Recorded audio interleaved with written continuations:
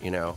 Mm-hmm. I don't think a lot of people get a chance to have that type of collaboration in their life, and I feel really, really lucky. How can inspired musicians use like neuroscience principles to accelerate their learning process? Mm-hmm. That groove that you get into when you lose track of time, that's what MuseFlow kind of emulates.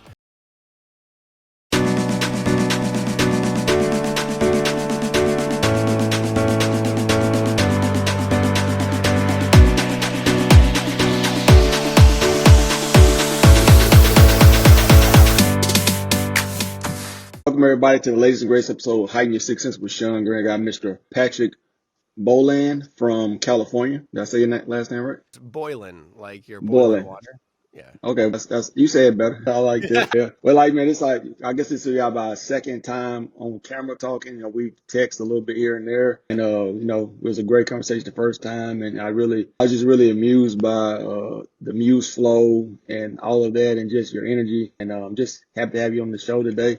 I'm gonna give you a little introduction. Patrick, he's the co-founder of MuseFlow, the groundbreaking edtech platform revolutionizing music education by making sight reading and skill acquisition more engaging and effective. With the expertise in music technology and neuroscience, Patrick is here to share how innovation is transforming the way we learn music. So welcome to the show again. And I just want to get into your world a little bit and, how are things going for you? Yeah, thanks, man. Things are good. Things are good. LA is nice and gloomy, and that is a relief. I love it. It's usually really, just beating down the sun, and sometimes that can get a little boring and mundane. So now with a little gloom and a little rain, we're loving it. So how's everything going with the MuseFlow? Any new things going with that? Yeah, it's good. I am loving what we're doing right now. So for the folks who don't know, MuseFlow is a music education app that's teaching music in a different way. So if you've gone through the traditional ways of teaching, like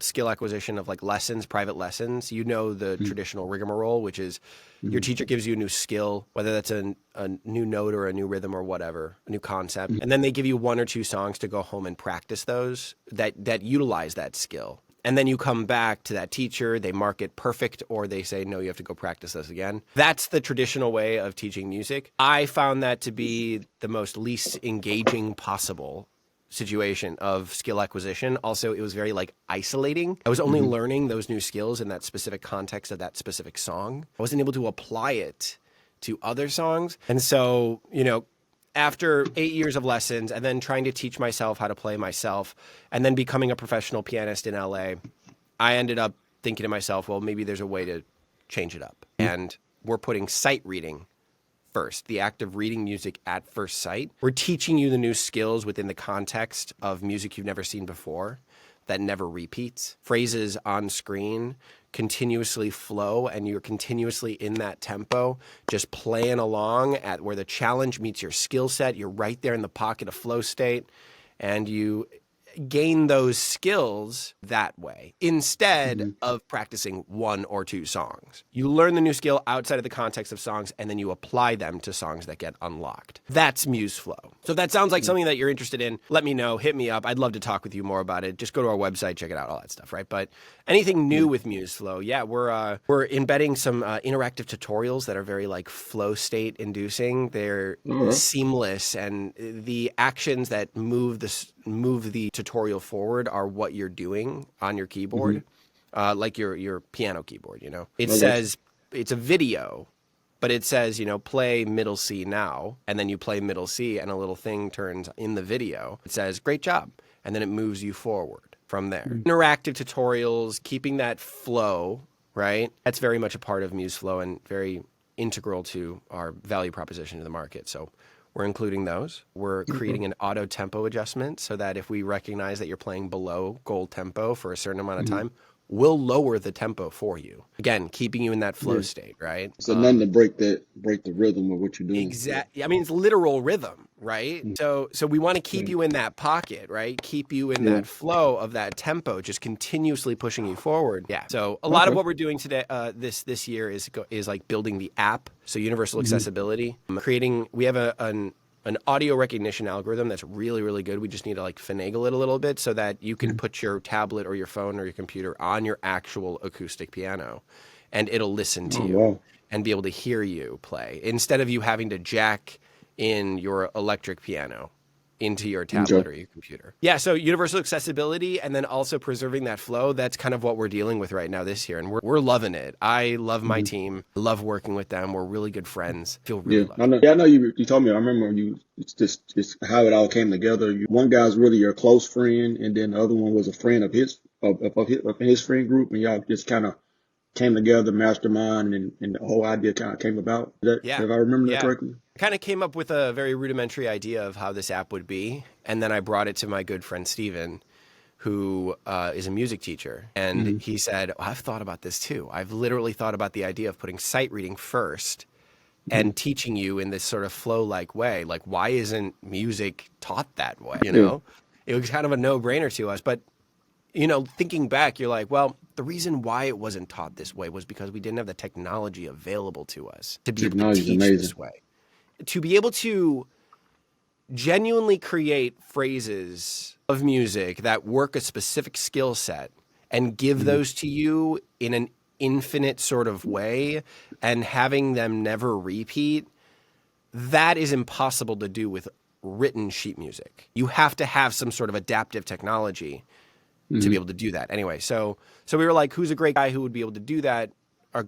His good friend Tucker, he's a data scientist, and so we brought him on, and then all the other ones just kind of fit into the pie. One dude I met at one of my background jazz gigs here in LA. I was just about to go and play. I think I told you this, right? I remember that. I remember that story. About to go and play for my gig, and there's a dude just sitting there at the piano playing this like beautiful classical music, and I'm like, who is this guy? I'm like walking into the bar, and like there's some guy just playing. I'm like, that never happened. So I go up to him. I'm like, do you want to go back and forth? Like, let's trade songs. You play a song, I'll play a song. And he's like, yeah, sure. Let's do it. I live right around the corner. I come on in sometimes. They feed me, and it's like free entertainment. And I'm like, that's amazing. That's so awesome. Good for you. So we go back and forth. Lo and behold, the dude's a software engineer, and he's a classically trained pianist. I butter him up. I buy him dinner that time. I show him our pitch deck. And one thing leads to the other. The rest is history. So, I guess it's just kind of like those kind of like total symbiosis in regards to like them wanting to work on this project, but us needing people to be software engineers. But also like it's one of those. It's just such great collaboration. I don't think a lot of people get a chance to have that type of collaboration in their life, and I feel really, really lucky. Yeah.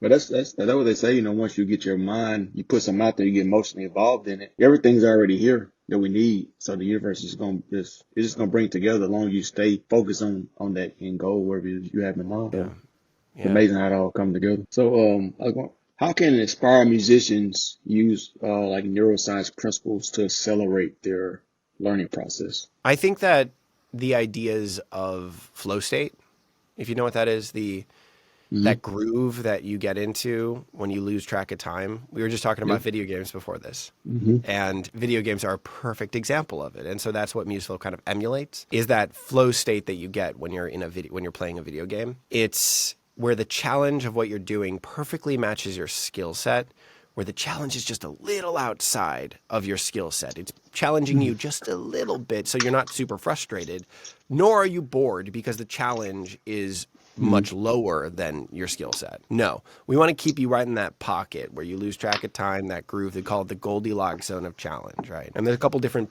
factors in regards to flow state that we've included. One of them is real-time feedback. Right there, right when you're playing a note, you see it if you got it correct, or you see it if you got it wrong. You see if the duration of that note is wrong. So like if you need to hold it for a certain amount of time, that specific note, and if you don't hold it for that time, we mark that yellow because it's a duration error. It's in between green, which is correct, and red, which is completely wrong. It's right in the middle there. So we weigh that against your accuracy. And so that real-time feedback along with your accuracy and making sure that challenge is right there in that pocket of that skill set. Yeah, that's a winning combination right there. It's gamified, it's flow state. You have to get 4 phrases of music in a row at 95% accuracy at the goal tempo to be able to pass that level. There's your gamification. We've made it into levels. That's So cool. I think if you're trying to use neuroscience principles to enhance your education in general, I would say look for tools that engage you in a process that works for you. I am not a very visual learner. I am an audio learner. I listen to audiobooks and I digest that information so much faster than I do from just reading it. Yeah, me too. Me too. Interesting. Yeah, 33% of people out there, they digest information faster and more accurately via audio than via reading. And again, these are things that we're just starting to learn. That came out like 10 years ago.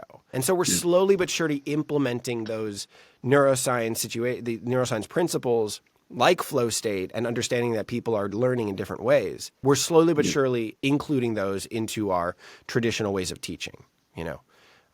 So things that figure out exactly how you learn best and then find tools that work with your situation as best as possible. That's what I would say. Also try to find like Duolingo teaches language learning in a very flow state sort of way. You know, Yeah, it does. small little tasks, small little things, including those into the larger whole, slowly but surely. That sort of engine. Yeah. Find tools like that. You should be just fine. Yeah, okay, good. And I was thinking about when you were saying like the red and the green, the yellow. It brought me back to whatever reason. You remember the game several years ago, Guitar Hero? Oh yeah. Yeah, when you was playing and you hit the right note, it'd be green. Or if it was, I think it was a bad note, it was red, maybe something like that. Yeah, But I know it was different colors. Very similar. We didn't want to use the whole classic Guitar Hero sort of the notes are coming down the screen to you.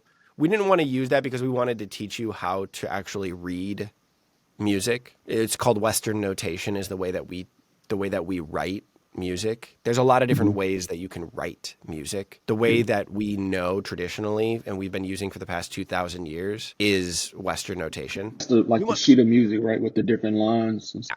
Yeah. So we want to teach you how to read that because all the songs that you're going to want to play later are written in Western notation. And so instead of teaching you the Guitar Hero way where the notes come down the screen and you have to hit them in time, no, we want to teach you left to right. We want to teach you line by line, but we want to teach you that in a very flow-like way that's engaging and gamified, right? Nonetheless, we've looked at Guitar Hero for massive inspiration when it comes to gamification because that they gamified the act of playing a fake instrument, but they've gamified the act of playing music nonetheless. And so that's really, really cool. And so we wanted to use that. We use that as inspiration for a lot of our gamification. Yeah, but I think that part of the flow state too, if you think about it, because when you're playing a game, the excitement is, you completing level 1, then you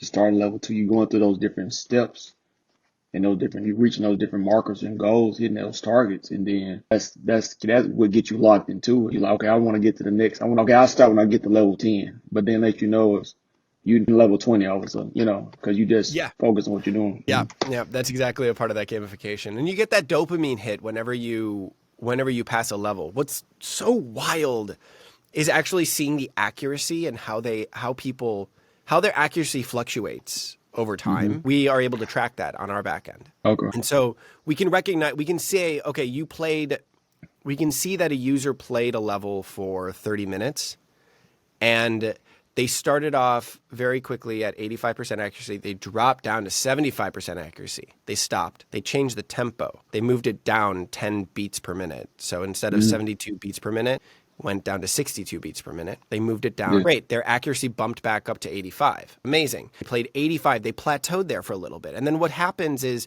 we realize that there's a jump. It's not a gradual increase in accuracy. What's wild is what we're realizing is that there's a jump. They plateau and then they jump. And then they plateau again and then they jump in accuracy. Now, I don't know why that happens. I have a theory, but I can't tell you for certain that the reason why that's happening is because the literal neurons in your brain are connecting. My theory is that like what we've kind of what we're seeing here is the literal process of learning isn't linear. It's plateau, jump, plateau, jump. I mean, it's linear upwards, sure, but it's not a gradual, slow increase, right? And I think it's because our literal neurons in our brain that are learning and growing are connecting at those moments. And so it jumps a level. Then, once they get to 95% accuracy, they stop. They change the tempo back again to the goal tempo, 72 beats per minute. They drop back down to 85, and then they, again, jump. It's wild to me to see these jumps. And so I think what we've kind of accomplished here, this is all very, very new, and it's not proven in any possible way. But what we've kind of gamified is the process of learning and skill acquisition that, oh my God, I'm getting it. I'm actually getting it. Every time you jump accuracy, I noticed in my own personal playing that I get a massive amount of excitement because I've recognized the moment when I've learned something new. That's a good feeling. Have you ever noticed that? Like when you you're like, oh, I get it now. It's that aha moment, right? Exactly. That's a great feeling. Yeah. We've gamified that. We've captured that moment, and we're giving that to you on repeat until you pass that level, and then there's a big dopamine hit that happens at the end of that. That's exciting. Successfully passed that level. So cool to me. I'm obsessed, and you can clearly tell I love talking about it. So Yeah, I know that's great. I mean, you like I say, you have that passion, that love for it. It's like, I know it's like it probably feels like, I know the expression like I'm doing something I love, so I don't feel like I'm working. I'm sure you probably feel that way. I do. I will say that, like, building a business, there are things that you're going to hate to do. Oh yeah. Like, I'm so sick of writing blog posts. I'm so sick of it. But I am right. I'm trying to find things that I'm interested in writing about, like perfectionism and how that kills creativity, and how MuseFlow combats perfectionism, and how fear of failure is just not even a part of the equation anymore, because you're just in that flow. You're having so much fun that failure is just a part of it. They roll off your shoulders. Every red note you have, it doesn't matter. You don't have time to think about that and obsess about that one red note. No, you got to keep moving. You got to keep going. You got to stay with that cursor that's going across the screen. You got to keep pace with that. You got to keep pace with that metronome. So those kind of things, I do love talking and writing about that. But then once you get into like the boring stuff about, like, I don't know. So it is very personal. And so I think I'm lucky to be able to say that my passion is my work. And, what is the Japanese phrase? The ikigai is the name. Have you ever heard that before? I heard the name. I'm sure I heard the saying. How does it go? Ikigai is your zone of genius. Your passion fuels your zone of genius, which is the thing that you are working on a daily basis, which is a benefit to society, which makes you money. If you can create your life that way, where your passions fuel your purpose, fuels what's purposeful to society, fuels what makes you money, so on and so forth. You keep working on that. That's your ikigai. That's your zone of genius, and the thing that you should be drilling down and perfecting over and over and over, and exercising.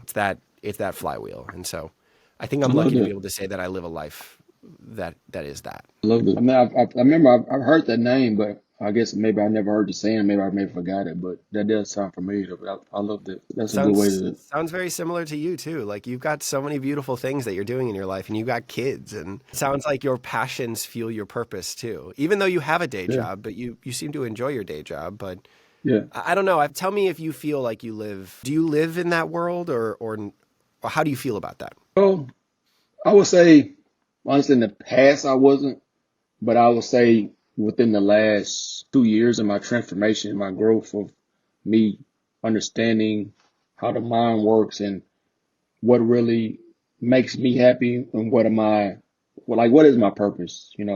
What is the self-image? What am I working towards? As I'm figuring that out more and more, I feel like I am getting into that, into that zone of, where the passion and the purpose and everything is starting to align to where I will be to the point where, like what you were just saying, I will be to the point where they'll all be connected, and I'll be living, I guess, basically my passion, purpose, and my dreams or goals will align to where the point I will be living in that, I guess, say that flow state of living the dream in a sense. Yeah. Living your ikigai. Yeah, I'm living the ikigai. Cool, man. I feel like Great. I'm not all the way there yet. I'll be lying if I said I was, but Sure. I'm on the path of getting there. Yeah, that sounds about right. I mean, just knowing you and like hearing your process and everything and where you're at, you're on Hmm. the way. You're definitely on Yeah, the way. exactly. Yeah, so it's like day by day, you just got to keep grinding, stay focused, don't get derailed by things that come at you that may try to sideline you or get you out of the good energy and whatnot. It always, I think like when you were living in that path or on that path, it's always things get thrown at you to try to derail you. But it just like I So just true. kind of block them out. So how does achieving a flow state impact skill acquisition in music or beyond? It's something we really haven't talked about as an industry Hmm. ever. We've done it a little bit, but I think we've done it in a way that we didn't really know we were doing it.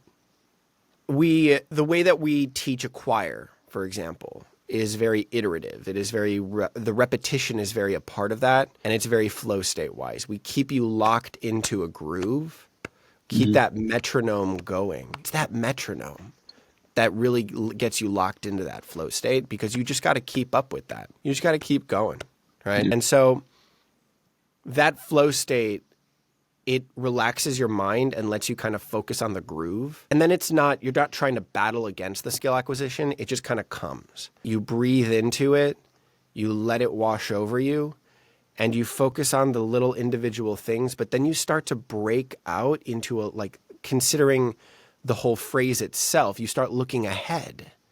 And you Hmm. start seeing, okay, what do I need to be playing? And then you start preparing your mind and your body to literally play the next thing that you're supposed to be playing so that by the time you get to it, you can play it. The look ahead method, right? We've done these things. We've been able to do these things, but we've never been able to like gamify it and give it to you in an infinite sort of way. That's what we're doing with MuseFlow, is just giving it to you in a gamified, infinite way. But we have been using these principles in general Hmm. forever in terms of the skill acquisition of learning a song, skill acquisition of learning technique. Yeah, that repetition, that continuously trying to get you into that where your skill matches the challenge of a piece. We've been trying to do that, but it's never been like perfect. So what we're trying to do is just perfect that Okay. method of using flow state, getting you engrossed in that perfect challenge for you, giving you that, and then just letting you sort of learn that way, right? We're defining it and we're implementing it. Again, I think we've Okay. been doing it for a while, but we've never really honed it. And so here we are with MuseFlow, just kind of honing it. Yeah. So basically, what you guys doing, y'all kind of like revolutionary in a sense, and with the way your formatting your use flow is being presented to the world. That's the goal. The goal is to be Mm. the revolution of music education from the ground up. That is Yeah. absolutely the goal. Putting sight reading first, engaging a student in learning the technique of how to play your instrument, engaging them in flow state. Now, it's those, nobody's really ever thought to do those things because, again, we've never had the technology to be able to do it. But now we do. And now Yeah. we're making a curriculum where sight reading is the engine of the curriculum. It's a whole new paradigm, and a lot of people are scared of it, but we are not trying to take away the people, the humans, the teachers. No, no, no, Mhm. no, no. This is just an accompaniment to your Yeah. curriculum if you want it As to a be, dish. outsource the teaching of technique to MuseFlow so that you can spend the in-lesson time engaged in the process of learning musicianship and Yeah. exploring that with your students. I remember I would love to show it to you, but I don't have it right now. Hmm. I was a clarinetist back in high school. Okay. So I have a couple different pieces that my teacher and I really kind of fleshed out together. We decided where I was going to get louder and get softer and what I was going to play staccato or legato. All the different parts, the musicianship aspect of it, right? Mhm. And the way that we did it was by just putting on the metronome and having me repeat that specific phrase in all these different types of ways. Okay, crescendo, which is get louder, or Hmm. decrescendo, which is get softer. Okay, crescendo and decrescendo here. Play this staccato, play this legato. Great, great. Okay, no. And then she erased my sheet music. She erased the markings that she made on the sheet music that had a crescendo and a decrescendo and staccato and legato marks. And then she said, okay, no, try it this way. Okay, great. See which one you like better. What do you like better, Pat? How do you like to play that song or that specific phrase? And I'm like, I think I like it this way. And she's like, great, moving on. We just keep that metronome going and we do the next phrase that way. Play it in all these different ways.